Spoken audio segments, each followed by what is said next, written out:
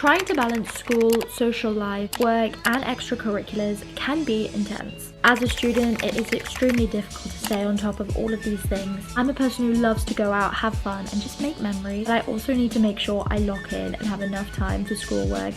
And so my secret to how I balance my life is using Notion. I feel like it's a necessity and a must for so many students. It's like a set of building blocks, and you can think, write, and plan all in one place, which is so useful rather than switching between all of these different apps. It is so customizable. You can customize it exactly the way you want it. It's so simple and easy to use, especially for me as a busy uni student who has so many other things that I need to do. It is exactly what helps me keep organized. So I'm going to give you guys a little Notion tour in this video, and I just want to show you guys how I organize myself and how I stay on top of everything as a uni student with Notion, because without this, I don't know what it would be like. I know I do talk about in a lot of my videos, you don't need to use Notion or any of these, you can just use your notes, which is so true. You don't have to use Notion, but I've been really liking it, which is why I thought I'd show you this way.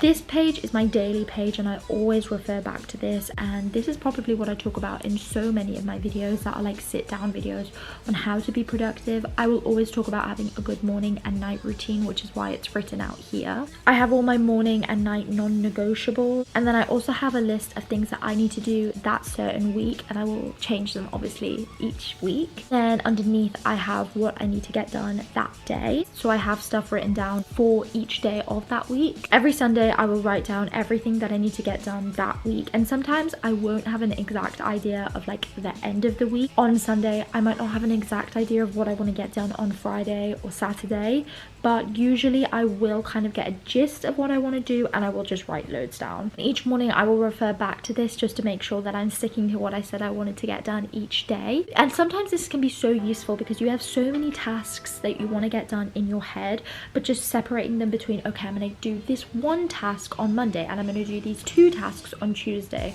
rather than seeing like 20 things that you need to get done that week. It can be really nice separating them each day. And then my next page that I use is my life page. This is my more personal section. So this is my habit tracker. So here I have all of the things that I want to do that I don't need to do. They're not like an assignment or working on my singing rep or anything like that.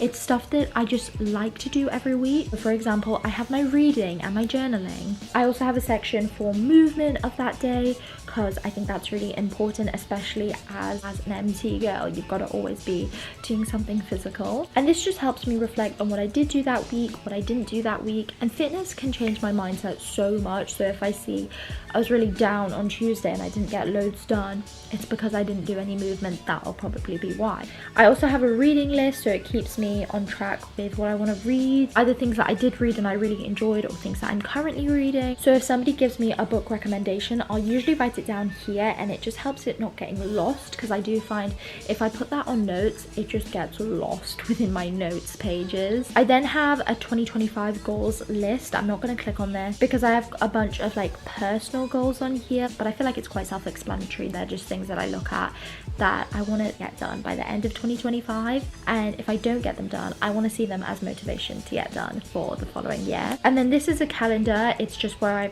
this is where I plan all of my social events that I'm doing, like if I'm going to a party, if I'm meeting up with friends. I also have a meal inspo section. I have a bunch of recipes and like links to recipes that I really want to try and that I really like the look of. As somebody who has been at uni this year, it can be so hard coming up with meal ideas and remembering the meals that you want to try or the meals that you like that are really easy to make. So just putting them here as well helps me be able to see them. I also have a routine section, which there isn't loads. I have a end of week routine, which I will always do on Sunday, like a Sunday reset, and then a monthly routine, which is a little bit more, I don't want to say intense, but there's a little bit more I do. So there you go, you can see my monthly and weekly routines. thoughts. And then this is my little miscellaneous page. Sometimes I'll just have a thought and I want to write them down. Here I have a Sicily section because I'm actually going to Sicily in like a week and a half, which I'm really excited about. So I have some things there, which is just ideas for whilst I'm there. The next Notion page that I use is the work and creativity page. This is my social media hub section. So on here I have a goals in the top corner. These are just like the main big goals regarding YouTube and social media. Obviously I have other goals that I want to achieve in the goals section, but these are just the main ones that I really want to achieve. So the first section we have is content creation, and the main thing that I'm really focusing on is YouTube. I'll do some stuff on Instagram and some stuff on TikTok. So on YouTube I have video ideas and then brief notes for the videos if I have any ideas on it, and then once I'm doing it I'll transfer it to the doing section so that I know I'm actively doing it. When it's completed, I'll transfer it to the completed section and tick it off because it feels so rewarding doing that, and I talk about that all the time. The next section I have is just a checklist before posting. Each time before I post I just have a bullet point section of all of the things I need to check over before I actually post the video. I have an editing section, so I just write down what videos I want to edit, what days I want to film. Some days I will be slightly behind, so I'll be like, okay, I need to edit and film today, which is what I'm doing today. But most of the time, it's either an editing day or a filming day. I also have a content inspo page, and on here, I have a list of content creators that I look for when I'm doing my own videos that kind of work within my niche. And then I have a TikTok / YouTube short section because I am still very scared to post like the stuff I post to YouTube Shorts, which is all filmed on TikTok. I get scared to post it on TikTok still. If you want to follow my TikTok, and then hopefully that'll give me some motivation to actually post more on there. But yeah, this is my TikTok / short section. And then underneath that I have a dream brand section, which is just any brands that I would love to work with when the time comes, hopefully. And then I have some future ideas, which I don't really like looking at this page because it does really scare me, but I have a few ideas of things that I want to do. Obviously MT is my main passion, so that is like in big capitals in that page, and then lots of other things that kind of relate with the MT side of things that aren't just performing on the West End. And then I also have some stuff related to YouTube. I'm super passionate about editing, some editing side things rather than just like the filming. I also have a social media like calendar because I just work so like my brain just loves calendars. I'm such a visual person in that sense, so having this really helps. So if I have a video I need to upload, a concept that I've thought of, and I'm like, okay, I'm gonna kind of start planning that around this day. I also, like I said, do shorts, so I do them on the weekends.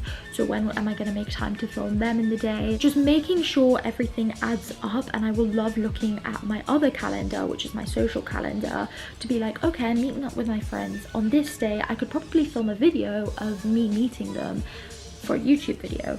That is what I love to do, just compare both of the calendars. And this just helps me be able to see if what I actually want to do with that video is doable in the time that I have left until I want to get it up. And then I have my journal page. I talk about how I do journal with the 5-minute journal. So I don't use this page too much, but I will just write down a few thoughts of how I felt on that day. Obviously the 5-minute journal is great. I talk about it all the time and how good it is, but it kind of gives you a selection of questions, and they're the same questions every single day, which is usually things you're grateful for, how that day went, what you want to get done that day, those type of things. So if there's anything else that I want to reflect on in the day that aren't really in those set of questions, I will put them down here, and they're really nice to look back on. And then I have a school page, which is one of the most helpful pages I find for me. So on my school page I've included a few photos because it can be so hard to motivate yourself. So trying to romanticize uni or school or whatever year or age bracket you're in can make trying to do the work a lot easier. So I've got a few Pinterest pics, a few of these pictures on my own. And then in the first section I have like a checklist. I call it a subject checklist, but really it shouldn't be called that. If you don't know, I do musical theatre, so it's not in the same sense where I need to revise maths, I need to revise science, but I have basically a section for acting, a section for dance, and a section for singing, and all of the things that I want to improve. And the things that are there I just need to kind of hone in a bit, or things that are completely done, which obviously I don't want to just forget about because then I won't be good at them anymore, but things that I'm kind of already doing. But if you're struggling and you're like in GCSEs or A levels and you're struggling to figure out what you've actually revise and what gaps there are in your learning.